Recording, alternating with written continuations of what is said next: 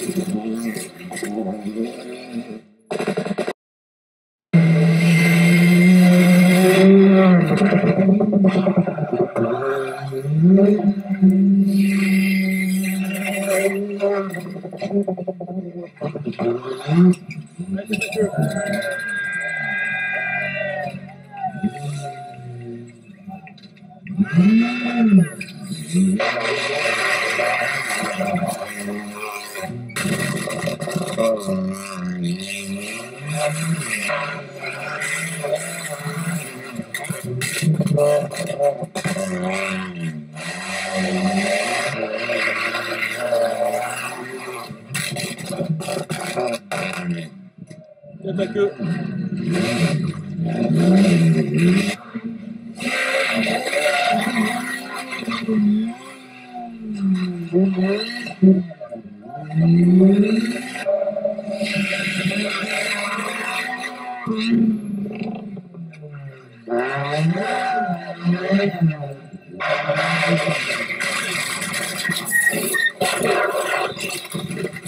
Mon Dieu, Dieu, je te cartouche. Ah, c'est bon, il est commissaire, il est commissaire.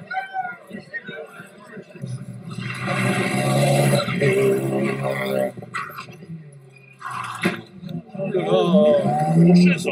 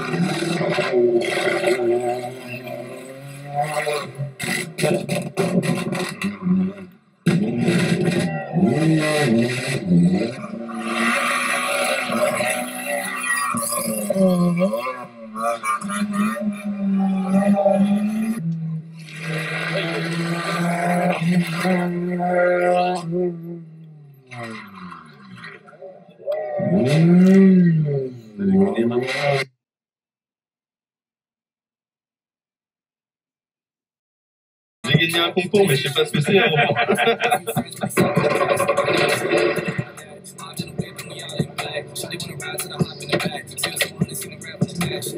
Allez, c'est parti.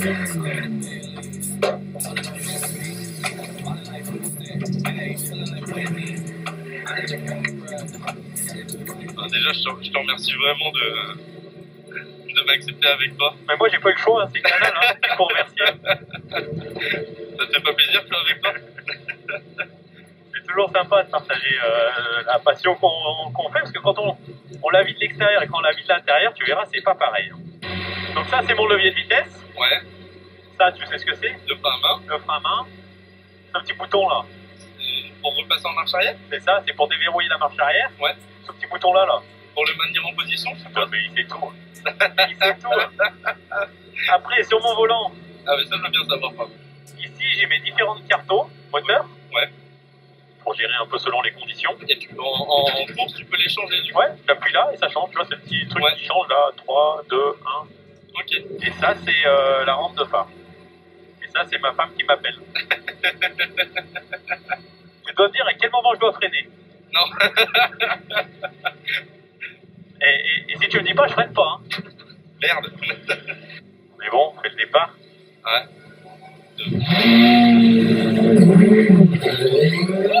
Parti. Ah, tu me dis où je freine. Hein. Oh, bah heureusement que je t'ai pas écouté. Hein.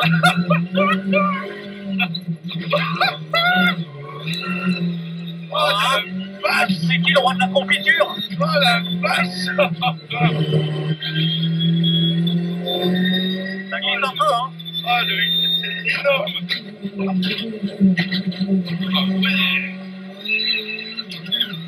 Oh, ouais. Allez, on la prend au frein à main, celle-là. Allez, tout au câble!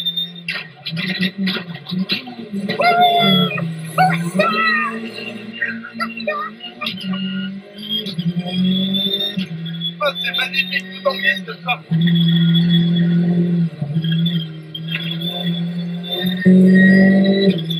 Allez, un dernier virage un petit peu lent. C'est ça que t'appelles lent? Et la ligne d'arrivée.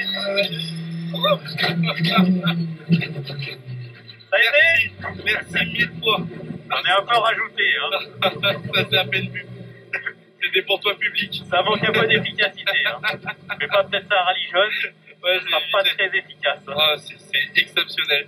Merci, je sais pas comment te remercier. Merci 1000 fois. Ouais, c'est Canal qui vous remercie. Combien tu dis notre temps? Ah, là, honnêtement, j'ai Moi, aucun je dis référentiel.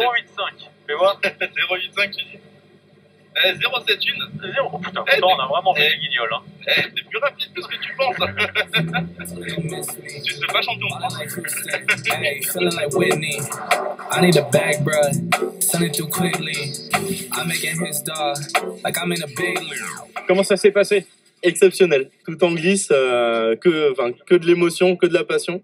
C'était indescriptible. Je souhaite à tout le monde de vivre ça une fois. Quel était le moment le plus impressionnant? Je pense que les freins à main. Déjà le premier freinage, et puis tous les freins à main tout en glisse dans les épingles, c'était fou, c'était juste fou. Merci beaucoup. Et ben, on vous laisse sortir de la voiture et puis vous allez pouvoir suivre ce rallye bien sûr sur Canal.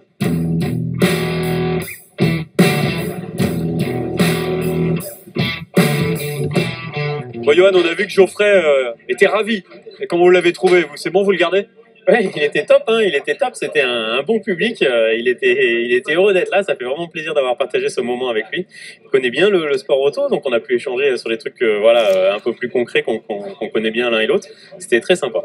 Bon, si on parle un petit peu de ce rallye du Var, on connaît déjà le champion, mais il y a quand même une place de vice-champion à aller chercher pour vous, et puis aussi essayer de décrocher le titre Teams. Il y a quand même des objectifs pour ce rallye du Var pour vous. Oui, le titre Team c'est effectivement important. Il y a aussi l'envie de gagner cette course. Hein. Ça serait vraiment sympa de pouvoir remporter cette course la dernière de l'année. Toujours un rallye pas évident à faire et à gagner. Donc voilà, on va essayer de jouer notre carte au maximum et puis on verra ce week-end ce que ça donne. Et vous êtes dans une très bonne période. Vous restez sur 4 victoires consécutives. On va regarder justement qui seront les autres prétendants maintenant pour ce rallye du Var. Une autre Citroën C3 Rallye 2 de CHL Sport Auto sera à surveiller de près, celle de Hugo Margaillan. À domicile, il compte bien confirmer sa bonne forme actuelle puisqu'il reste sur 2 podiums en 3 rallyes. On est très très serein, à la veille du rallye, on n'a vraiment aucune pression. Donc voilà, écoute, on a la chance d'avoir une très belle météo, donc On va l'aborder sereinement, mais voilà, on va essayer d'être efficace. C'est des routes que je connais très bien, on n'habite pas très loin, donc on va essayer d'en profiter. Et puis voilà, si on arrive à continuer dans la lancée du résultat des Cévennes, ce serait bien. Le pilote de 26 ans se méfie forcément de Cédric Robert. Titre 2 roues motrices en poche, il a décidé de se passer de son Alpine A110 et sera lui aussi au volant du C3 Rallye 2 qu'il devra apprivoiser. C'est quand même compliqué parce qu'il y a plein de choses à réapprendre. Mais voilà, on va essayer de se faire plaisir, essayer de progresser au fur et à mesure du rallye et on verra. Maintenant, on sait que nos petits copains, ça fait 7 ans qu'ils sont dans la voiture. Faut pas croire que direct on va faire des scratchs, hein. Mais on va essayer de progresser au fur et à mesure du week-end. En l'absence du nouveau champion de France, Quentin Giordano, ce sera à son patron, Stéphane Sarrazin, de marquer les gros points de sa propre équipe en vue du classement team. Ils annoncent beau temps, donc ça c'est une bonne chose pour le VAR, parce que souvent c'est cata. Donc je pense qu'on va prendre beaucoup de plaisir, ouais, beaucoup d'attaques c'est sûr. Il faudra regarder un petit peu sous la pédale quand même, parce que j'ai fait la Catalogne et malheureusement je suis sorti, donc j'ai envie de finir ce rallye et clairement finir en beauté pour le team. Donc on va partir crescendo à notre rythme et si la manque on essaiera de réajuster si possible. Enfin, l'un des principaux prétendants à la victoire est bien sûr Nicolas Siamin. Le dernier vainqueur en date du rallye du Var peut toujours prétendre à la place de vice-champion de France. Ça va quand même être compliqué de le reprendre parce qu'il faudrait qu'on gagne le rallye et qu'Johan fasse un très mauvais résultat ou abandonne, je crois. Donc, dans tous les cas, c'est sûr que si on la veut, cette deuxième place, il faut gagner le rallye. Donc voilà, le but c'est surtout de faire le meilleur résultat possible pour terminer la saison. Et pour la dernière manche de l'année, le pilote du 2C Compétition a décidé de rouler avec un casque spécial. Mon designer de casque, Eric Amato, aime bien se faire plaisir en faisant des petits casques surprises comme ça. Donc pour ce rallye du Var, il m'a fait un casque avec le nom de tous les vainqueurs depuis 2000. Donc Sébastien Loeb qui l'a remporté 4 fois. Moi l'année dernière, il m'a dit que le sticker pour cette année était déjà prêt. J'espère qu'il a raison. Puis Johan Bonato donc, qui est présent ce week-end, ainsi que Cédric Robert et Stéphane Sarrazin. Voilà. Et puis d'autres grands noms comme Jarry Mathieu-Vedola par exemple. Donc voilà, c'est sympa d'avoir un casque comme ça. Au classement général du championnat de France et avant les 222 derniers kilomètres de chrono de la saison, Johan Bonato, deuxième derrière le champion de France Quentin Giordano et Nicolas Siamin, troisième, ne sont séparés que de 11 points. Cédric Robert est quatrième et peut encore viser une place sur le podium. Hugo Margaillan est cinquième, 10 points devant William Wagner et sa Polo R5. Après le podium départ à Sainte-Maxime, la première étape du rallye du Var compte 4 spéciales. Le premier chrono d'un peu plus de 7 km est parcouru en début d'après-midi. Place ensuite à la spéciale du Babaou, puis Colobrières, où les équipages se rendront 3 fois en 2 jours. La journée se terminera avec le chrono de Roquebrune. Vendredi matin, 132 voitures se succèdent au podium départ de Sainte-Maxime. Le 68e rallye du Var s'annonce ensoleillé durant tout le week-end. Si le champion de France 2022, Quentin Giordano, est absent, ils sont une dizaine de prétendants à la victoire à s'élancer. Mais comme on pouvait s'y attendre, c'est un duel Bonato-Siamin qui semble se dessiner dès le début de la première étape. Johan Bonato et Benjamin Boulou ouvrent la route pour un premier chrono sinueux, une courte spéciale de 7 km qui ne semble pas poser de problème à l'actuel deuxième du championnat de France. Dominé par la Hyundai i20 de Nicolas Siamin pour seulement 3 dixièmes au moment d'attaquer le troisième chrono, Bonato se montre impérial dans Colobrières, la plus longue spéciale du jour. Et près dans gauche 40 mois pour 10 mètres. 330 no cut. 330 no cut et 330 plus. Sur gauche 40 mois, bref, no cut à fond. 50 mètres. Léger gauchis sur 145 plus 140 mois. Sur gauche à fond. Barrière. Gauche 40 plus, bref. Sur droite 140 plus. 40 mètres poussés. Gauche 40 plus. 50 mètres, attention. Droite à fond, sortie gros frein avant 346 mois pour gauche 130 bref. Gauche 130 bref et gauche à fond. Gauche à fond sur droite 140. Et frein en droite pour gauche 130 plus bref. Il signe un deuxième scratch consécutif et prend la tête du rallye. Le pilote des Deux Alpes confirme dans Roquebrune. Il termine la première étape en tête du rallye du Var. C'était top, hein, c'était lisse, propre, sec, il y avait du grip, on a pris beaucoup de plaisir. D'habitude on est toujours un petit peu hésitant sur ce rallye par rapport au grip changeant et les conditions qu'on rencontre, mais là c'est full attaque, pas de question à se poser. De leur côté, Nicolas Siamin et Yannick Roche montrent qu'il faut à nouveau compter sur eux sur les routes varoises, avec un premier scratch d'entrée, malgré une voiture légèrement sous-vireuse. Sur gauche à fond bref, ancienne, 40 mètres derrière, gauche 2 moins, mini, tapis gravier sorti. 2 moins mini, tapis gravier sorti, 80 mètres. 80 mètres gauche et rase, 100 mètres. 100 mètres gauche 65 plus sur le 4 plus rase, 140 mètres. Alors 4 plus phase, 140 mètres. Droite 4 plus court. 4 plus court, juste mini léger sale, 200 mètres. 200 mètres, attention, droite 4, léger loin sur tour rase. Et gauche, ferme jusqu'à 4 plus phase. Et gauche jusqu'à 4 plus phase, 70 mètres. Plus en difficulté dans le troisième chrono, ils parviennent tout de même à rester au contact de Bonato. Mais les 17 km 34 de Colobrières n'ont visiblement pas été de tout repos. Bon Nicolas, les 17 km de cette spéciale de Colobrières, comment ça s'est passé? Pour l'instant, sur les deux premières, il y avait une belle bagarre avec Johan. C'était très compliqué là. On s'ouvrait énormément depuis le départ et dans celle-là, on survirait aussi. Donc il y avait les deux quoi. J'étais jamais droit, j'étais en travers tout le temps. J'ai tout donné là, j'en peux plus. C'est très compliqué à conduire. Mais voilà, je peux pas aller plus vite là. Franchement, c'est trop même. À la fin de la journée, et après un dernier scratch du pilote de ces compétitions, les deux leaders ne sont séparés que de 9 dixièmes. Le rallye du Var pouvait difficilement mieux commencer pour le team CHL Sport Auto, puisque Hugo Margaillan et Laetitia Marceau complètent le podium provisoire, très propre sur les 4 premiers chronos. C'est vraiment incroyable le taux d'engagement qu'il faut mettre. Donc voilà, je pense qu'on a fait un beau début de rallye sereinement. Demain, ça va être une longue journée, donc voilà, on va continuer sur ce fil-là. Pour le moment, pour le championnat team, c'est top. Pour nous, championnat pilote aussi. Donc écoute, faut que ça tienne, il faut que ça continue comme ça. 7 ans après sa dernière apparition au volant d'une Porsche RGT, François Delecourt fait son retour dans cette voiture.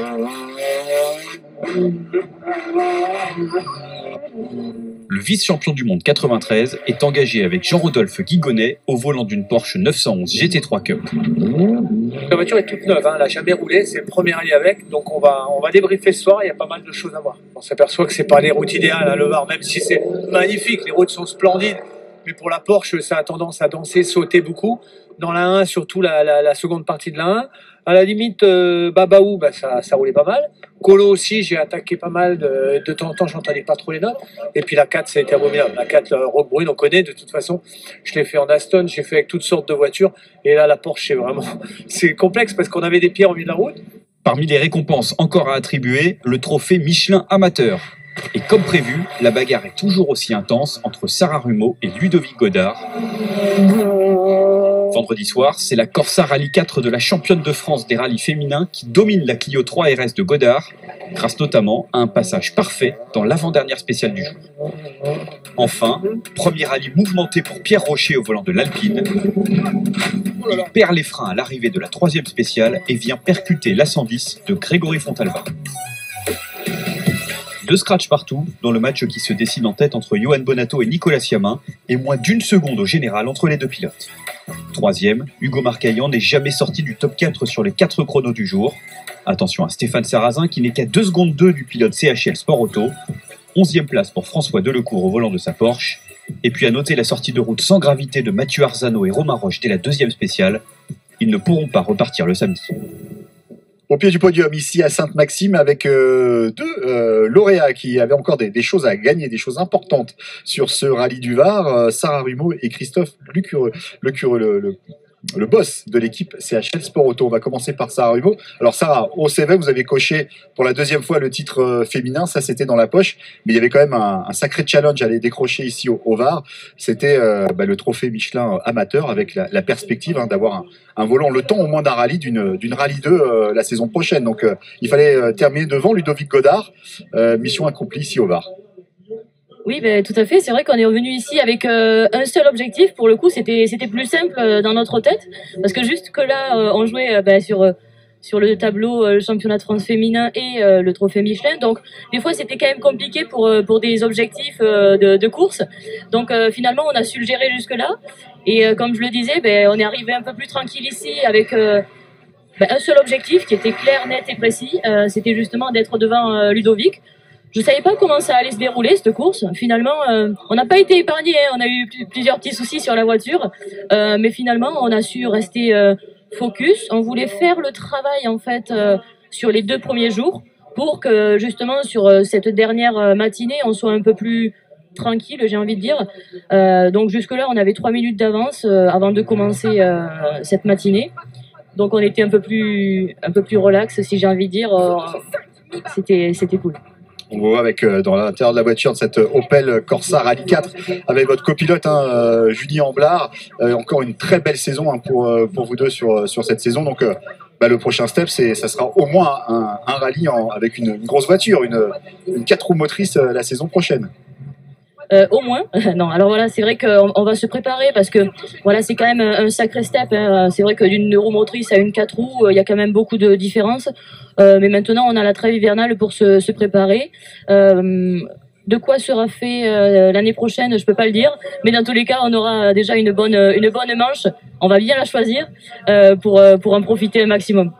On peut peut-être en profiter pour en parler avec Christophe Lecureux, parce que le patron de CHL Sport Auto, lui, a remporté avec son équipe, avec ses pilotes, avec ses mécaniciens, tout le team, justement le titre par équipe. Ça n'a pas été simple parce que c'était très très serré avec l'équipe Bonneton, avec l'équipe Sarrazin. C'est vraiment à quelques points près. Et puis le bon changement de roue de Johan Bonato avec ces 10 secondes qui sauvent à la fois le titre de vice-champion et le titre par équipe pour votre équipe qui est ardéchoise, Christophe. Oui, exactement. Effectivement, une belle fin de saison avec cette victoire au championnat team qui a été longue à se décider parce qu'il y avait un certain nombre de concurrences, et puis on a eu des faits de course avec quelques sorties de Johan Bonato qui nous ont pas arrangé, mais c'est comme ça, c'est la course.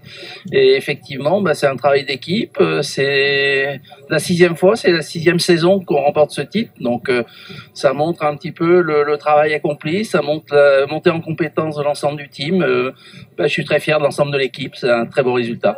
Ouais, magnifique, félicitations en tout cas. Il y avait les titres pilotes évidemment pour Johan Bonato, Benjamin Boulou, le titre team. C'est vrai que ça revient souvent chez vous, Christophe. Félicitations à Sarah qu'on retrouvera évidemment la saison prochaine. Et nous on va continuer ce résumé du Rallye du Var avec ce qui s'est passé lors du début de la 2e étape. C'était samedi matin. Réveil aux aurores pour la 2e étape du Rallye du Var. 8 chronos sont prévus sur cette journée du samedi, à commencer par un premier passage dans Gonfaron, Pignan et à nouveau Colobrières, une nouvelle fois la plus longue spéciale de la journée. En début d'après-midi, les copilotes pourront se reposer pendant le court chrono du circuit du Luc. La 10e spéciale emmènera les engagés jusqu'à Pugéville.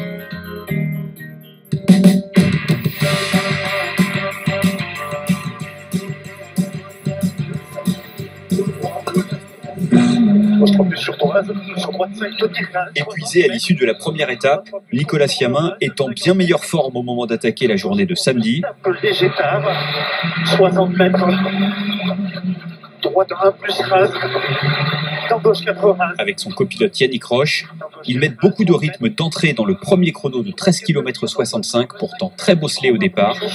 70 mètres derrière gauche 1. Et signe un nouveau scratch. Combien tu dis 9,37,5. 9,42,8. Oui. Ouais. Ça roule un peu, ouais. On a mis du rythme, franchement, on a mis du rythme. On a changé des petites choses sur la voiture. C'était un peu mieux dans certains domaines et un peu moins dans d'autres. Donc, non, c'est pas mal. En plus, on a repris pas mal de temps à Johan, donc on continue comme ça.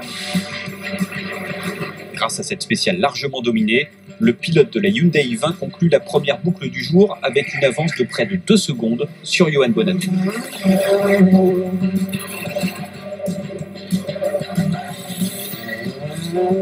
De son côté, le patron pilote Stéphane Sarrazin se démène pour les points du classement team.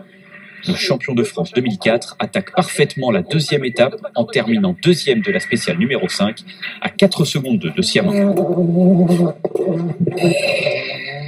4 plus de perme et frein à gauche 3 plus de perme en 2. 3 plus de perme en 2. Il semble plus à l'aise que la veille sur sa Polo GTI R5. 50 mètres basse sur droite 5, mi-fond ferme, jette et gauche à pont. Sur droite à pont pour. Et attention, l'ombre 2 6 se ferme à l'arbre base de Philippe de suite dans gauche sur gauche 2 au rocher. Dans gauche sur gauche 2 au rocher.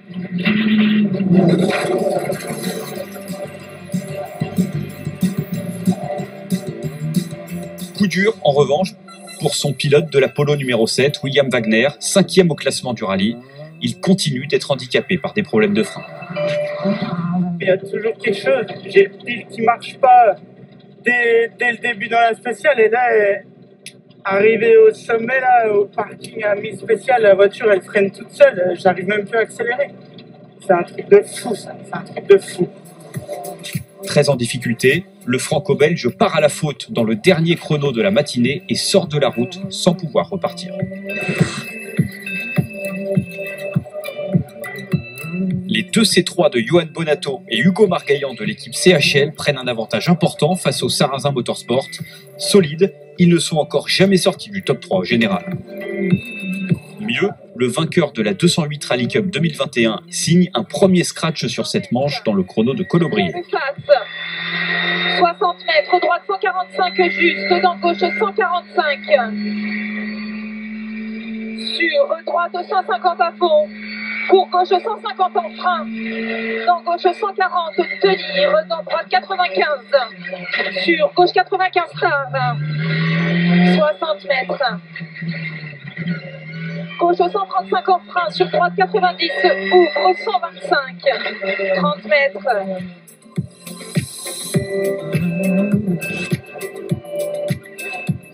La première boucle sourit en revanche beaucoup moins à François Delcourt et sa Porsche.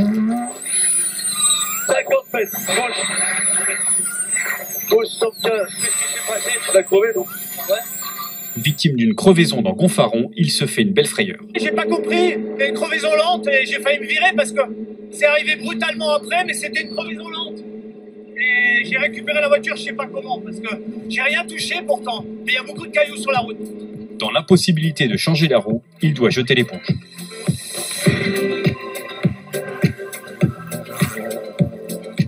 Enfin, les choses se précisent dans la Stellantis Motorsport Rally Cup.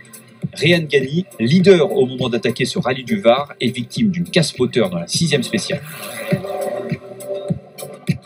Léo Rossel, qui réalise jusqu'à maintenant un sans faute sur les rallyes asphalte, peut désormais commencer à gérer. Il doit terminer dans les 4 premiers dimanches pour remporter le volant d'une Citroën C3 Rally 2 sur le championnat de France 2023. Je dirais pas que le titre ça sent bon. Moi, si j'abandonne, je suis pas titré, donc il faut que je finisse. J'étais en train de faire une belle spéciale dans la seconde. Après, voilà, je l'ai vu arrêter, beaucoup de fumée sur la route. Je l'ai vu arrêter plus loin. Je suis désolé pour lui. Il faisait une course magnifique. Ce week-end, il était un peu meilleur que nous, ou du moins jusqu'à maintenant. On va essayer de bien bosser à midi et partir sereinement cet après-midi.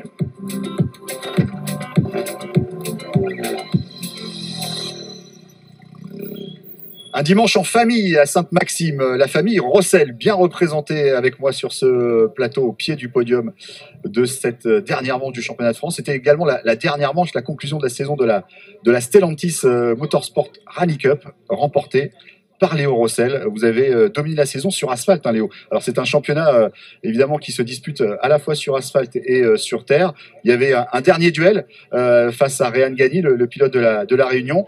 Ça a tourné un petit peu court pour lui. Il avait pris un excellent départ et puis une casse moteur et ça vous a un petit peu propulsé évidemment. Il fallait ensuite rouler, hein. Il y avait encore beaucoup de kilomètres à effectuer, mais vers ce sac qui vous donne un volant quand même avec une Rallye 2 la saison prochaine, comme l'avait fait votre frère Johan Rossel, Jean-Baptiste Franceschi ou Hugo Margaillan par le passé.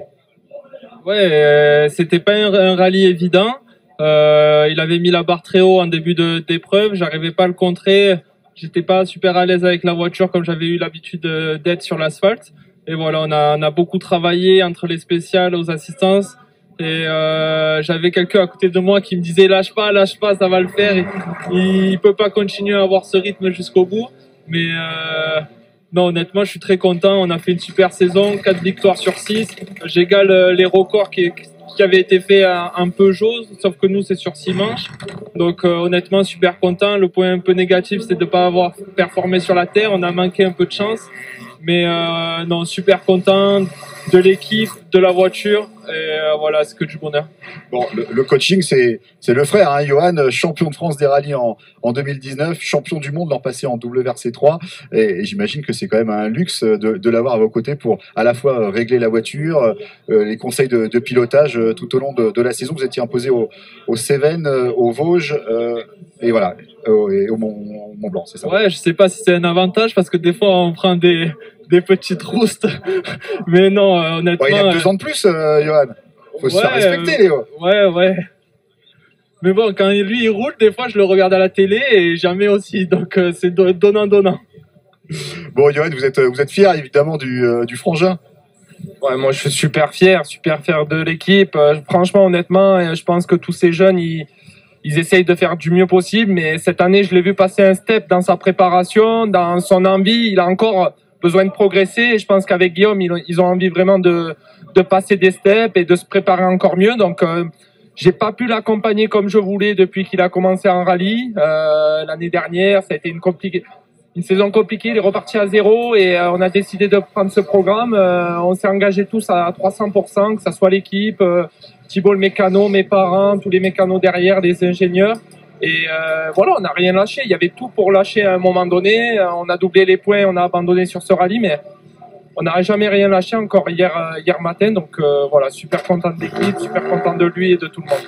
C'est pas évident, un petit peu comme en championnat du monde, d'alterner les manches sur terre et sur asphalte, justement pour ces jeunes pilotes. C'est quoi le secret pour être performant sur les deux revêtements?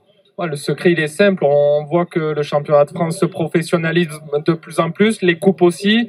Il y a de moins en moins de formules de promotion qui proposent des prix aussi gros que la Stellantis Cup. Donc, tout le monde se prépare à fond. C'est ce qu'on a fait cette année, mais on aurait pu finir deuxième comme Réan. Et voilà, je les félicite. Ça va lui permettre de passer un step. Et voilà, maintenant, je pense que demain, il sera déjà focus pour essayer d'être prêt au Touquet l'année prochaine. Au Touquet l'année prochaine avec une grosse voiture, donc une Rallye 2. Quant à vous, Johan, l'année prochaine, on vous voit sur les manches du championnat du monde, la WRC2. Ouais, sur les manches du championnat du monde. J'espère au moins venir commenter un rallye avec toi à Paris. Mais non, normalement, ça restera le même programme avec l'objectif du titre, bien sûr.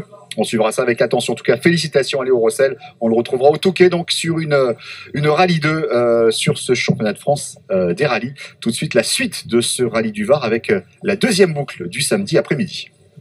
Une grosse boucle de 5 spéciales qui se terminera de nuit attend les équipages ce samedi après-midi. Après un show sur le circuit du Var, place au deuxième passage de la journée dans Gonfaron.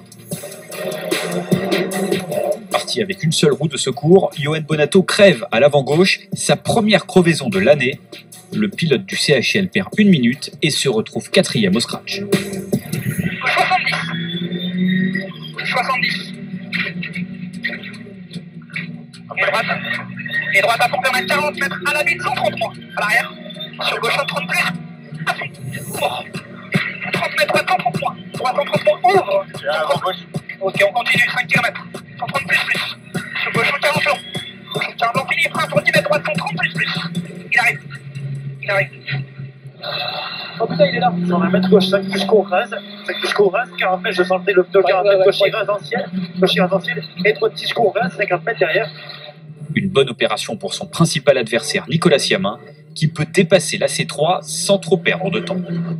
Forcément, Yoann Bonato change un peu d'objectif pour ce rallye du Var. Le challenge pour nous est un peu différent, mais maintenant voilà, on va se concentrer que sur le championnat team. C'était déjà l'objectif avant le départ. Évidemment, si on pouvait faire une perf sur le rallye, c'était top, mais bon, la crevaison, on a décidé autrement, donc on va s'appliquer à bien terminer pour le team. 50 mètres, gauche, dans droite, 6 court, rase. Sous pression depuis le départ du rallye vendredi après-midi, Nicolas Siamin et Yannick Roche respirent un peu mieux. À la fin de la journée et après 2 chronos de nuit parfaitement maîtrisés, ils comptent 30 secondes d'avance sur leur nouveau dauphin, Hugo Margaillon.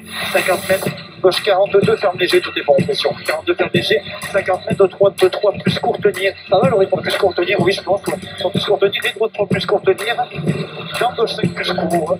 30 mètres, gauche 3 plus court tenir, léger stade. C'est la 10e spéciale de Pugetville qui était cochée de longue date dans l'agenda d'Hugo Margaillon